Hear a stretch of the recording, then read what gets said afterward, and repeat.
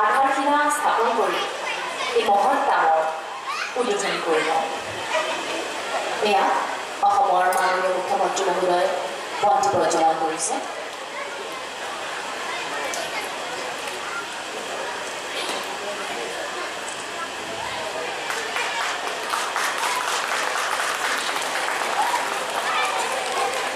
অসমৰ মাননীয় মুখ্যমন্ত্ৰী মহোদয় প্ৰমুখ্যে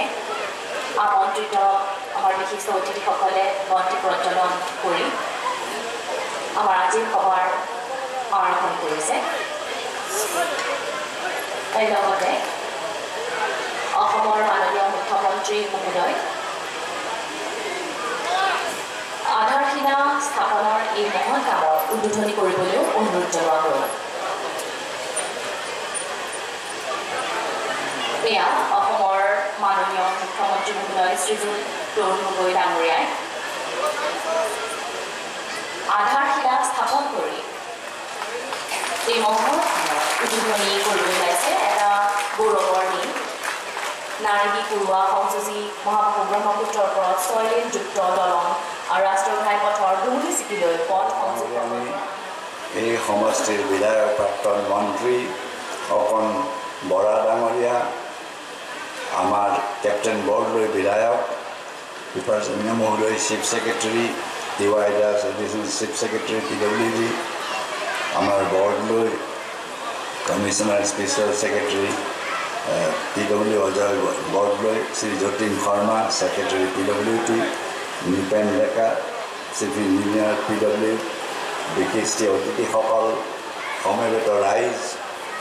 আজি মই ভাবোঁ যে অকল এই দিছপুৰ সমষ্টিটোৰ কাৰণে নহয়,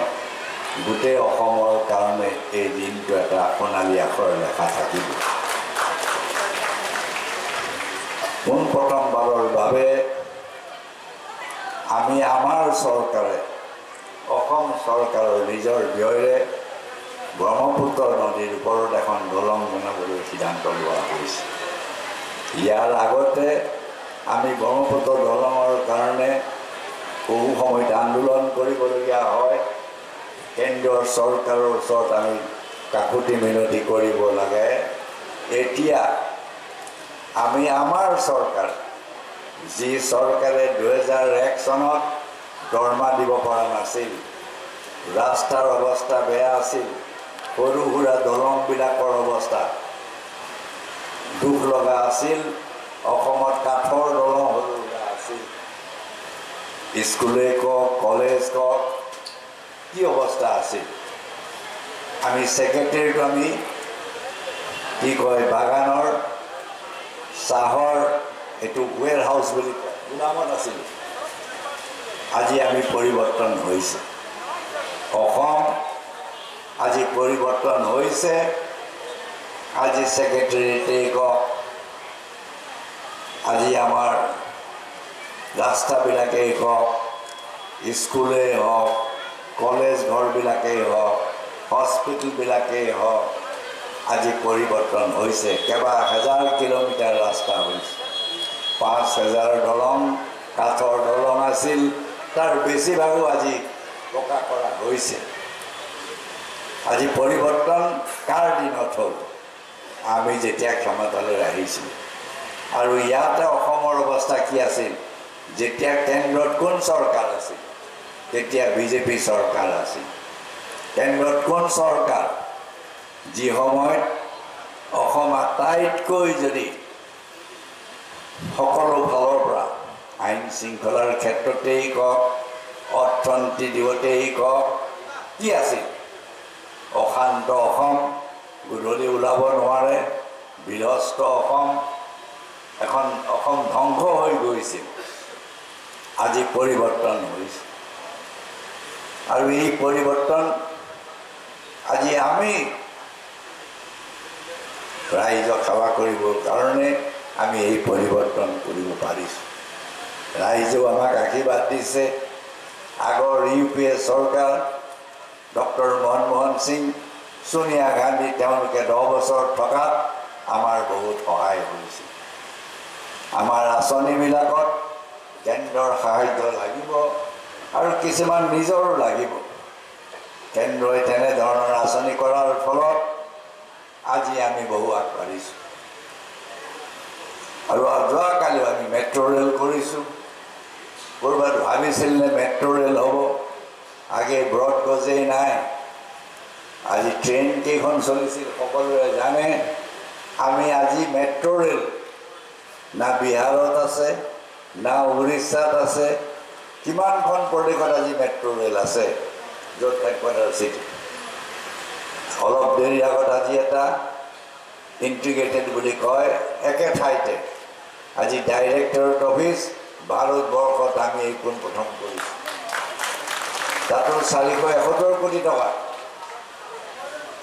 আজি 4,000তকৈ বেছি কোটি টকা প্ৰায় 3 কিলোমিটাৰ ৰাস্তা ইয়াৰ পৰা দলং আৰম্ভ হ'ব ব্ৰহ্মপুত্ৰৰ পৰা এই অৱস্থা কেনেকৈ হ'ল যেহেতু আমাৰ অৰ্থনৈতিক অৱস্থা ভাল আমি নানান ব্যৱস্থা কৰিলোঁ হয় সমস্যা আছিল তাৰ পাছতো আজি আমি উন্নয়নৰ যি প্ৰক্ৰিয়া আমি সেই যি আৰম্ভ কৰিছিলোঁ যি যাত্ৰা কৰিছিলোঁ আমি আৰু খৰতকীয়া কৰিছোঁ আমি অসমলৈ শান্তি অনাই নহয় আজি অসমলৈ শান্তি কোনে আনিল আমি আনিলোঁ অসমৰ উন্নতি কোনে কৰিলোঁ আমি কৰিলোঁ মোদী ডাঙৰীয়াই কয় কি যে 15 বছৰে কি কৰিলা এইবোৰ কোনে কৰিলে এইবোৰ কি আকাশৰ পৰা হৰি পৰিল এই ৰাস্তাই হওক ইয়াত এতিয়া আমি জিলা দিছোঁ হেৰি বুলি জিলাখন আজি কেনেকৈ দিম জিলাত বনাবলৈতো অফিচ বনাব লাগিব ডাঙৰ ডাঙৰ অফিচ হ'ব লাগিব আমি জিলা কেলে দিছোঁ যাতে ৰাইজে ওচৰতে যদি পাব পাৰে মহকুমাবোৰ কিয় দিছোঁ আমি যে কৈছিলোঁ ৰাইজৰ প্ৰজ্বলিত ৰাইজৰ চৰকাৰ আজি আমি এইবিলাকৰ কাৰণে কৰিছোঁ তেওঁলোকে নানান কয় আৰু এই আমাক কি কৈছে যে ৰাস্তা দলঙত আমি ভাৰতবৰ্ষত 1 নম্বৰ বুলি আমাকতো পুৰস্কাৰ দিছে পুৰস্কাৰ মোকেই দিছে ৰাজনাথ সিঙে আকৌ এফালে কয় কাম কৰা নাই এই অপপ্ৰচাৰ কৰি কৰি ইয়াৰ পৰা ভোট লৈ গ'ল এইবাৰো আহি অপপ্ৰচাৰ কৰিব অপপ্ৰচাৰত তেওঁলোকতো 1 নম্বৰ মিছা কথা কোৱাত 1 নম্বৰ অৱশ্যে অসমৰ মানুহে বুজিছে এই টেঙা আম দুবাৰ বেছিব নহয়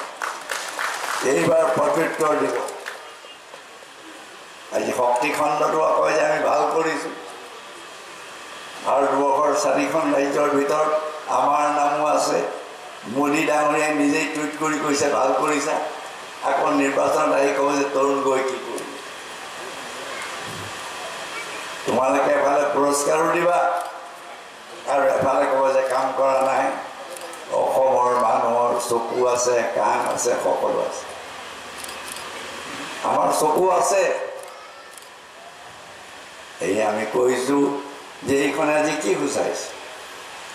তেওঁলোকে চেংচনো নাই DPRও নাই তেওঁলোকে উদ্বোধন কৰে এনে চৰকাৰ আমি দেখা নাই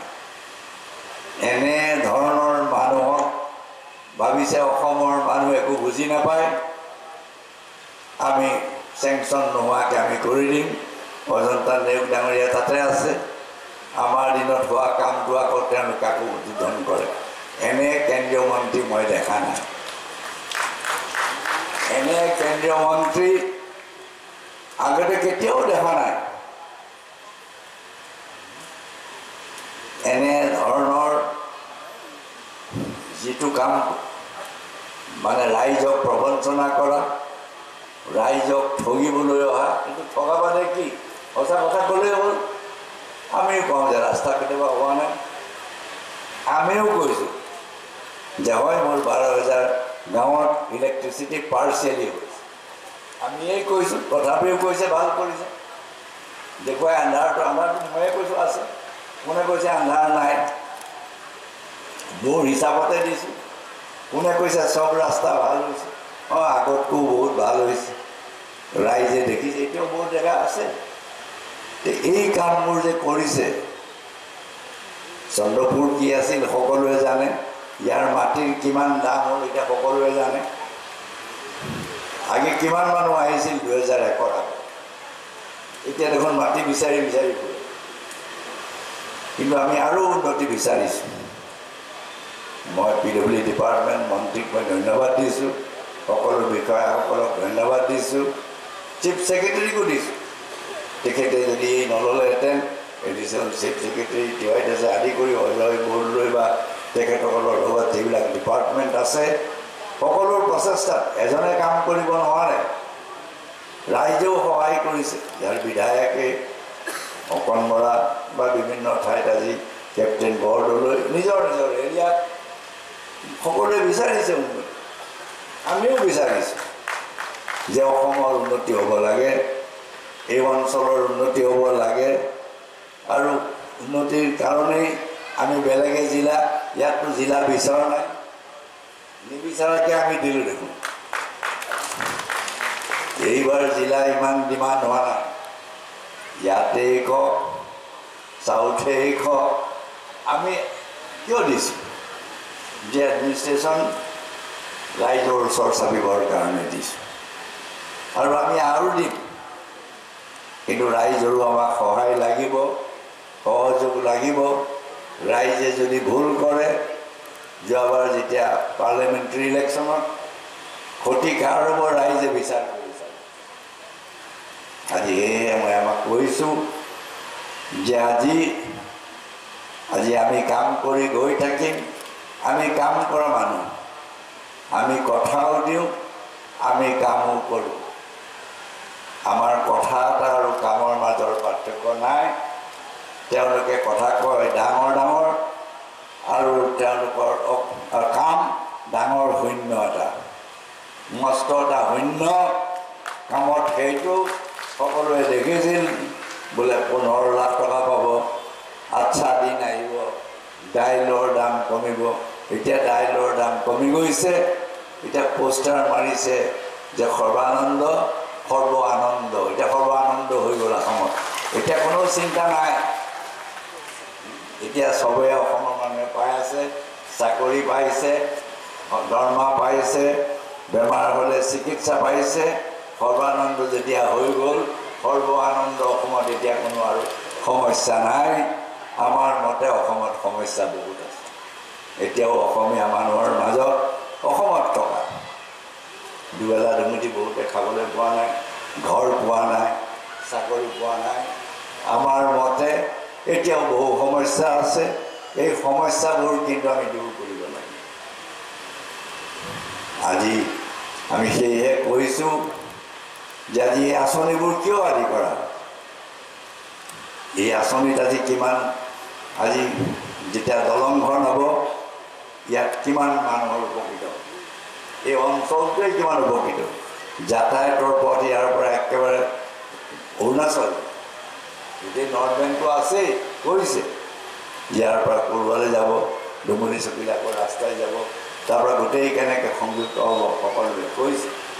আজি আমিও গৌৰৱ কৰোঁ যে আমাৰ দিনত আমি এইখিনি কাম কৰিব পাৰিম আজি আমি গৌৰৱ কৰোঁ অজন্তা নেওগে কৈছে যে মই সুখী যে আমাৰ দিনত আজি এই এনেধৰণৰ আঁচনি এনে ব্ৰহ্মপুত্ৰৰ এখন দলং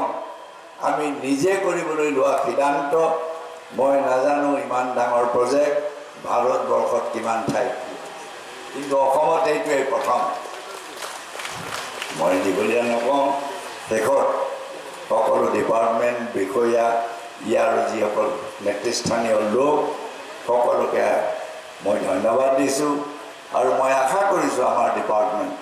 পিডব্লিউ ডিপাৰ্টমেণ্টে হওক মন্ত্ৰীয়ে হওক chief secretary additional chief secretary হওক চিফ ইঞ্জিনিয়াৰ কমিশ্যনাৰ ছুপাৰিনটেণ্ডেণ্ট আৰু আনকি